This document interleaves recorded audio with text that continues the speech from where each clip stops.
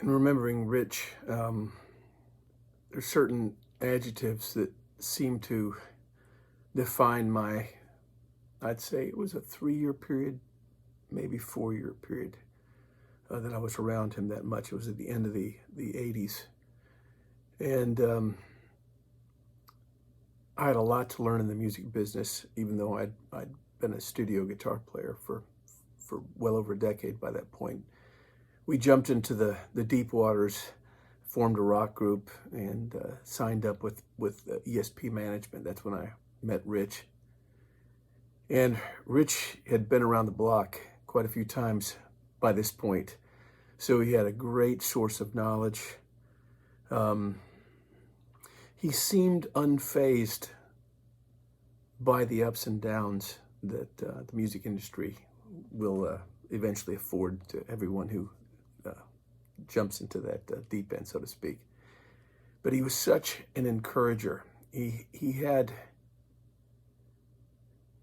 an intensity that was balanced by it seemed just absolute endless love for life and experiences.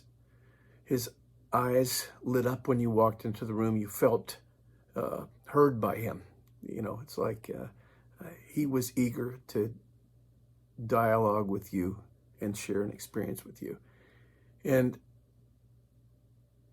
as I look back on those years, I was in my late 20s, and I certainly see it differently at this juncture of my life. I don't think I appreciated it as much as I appreciated it looking back. He never seemed to condescend, and I also appreciated that because, boy, I knew nothing. He was a great counterpart for Bud Prager, who I had a great amount of love for also. It was yin and yang, those two guys. They seemed to represent kind of the vastness of life experience and knowledge in the music business, and I was the recipient of that time. So I feel horrible that I am just now getting to this. Rich and I, our lives separated when basically the 90s removed me from the rock band music scene. I quickly went to Nashville, kind of licked my wound, so to speak, and kind of recovered myself. We kept in touch over the years for different situations, over different memories and whatnot. But even as I'm speaking right now, my regret of not having had the chance to know him to a greater extent, I will say is a significant.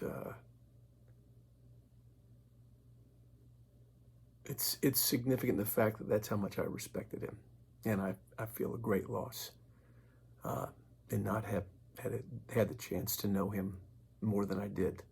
And I apologize for my stuttering. I didn't script this out. It's truly how I feel about Rich in my heart, and I know the family, those of you who are closest to him, who got to enjoy him on a daily, weekly basis, are better off having known him and been around him, and we honor his memory because of that.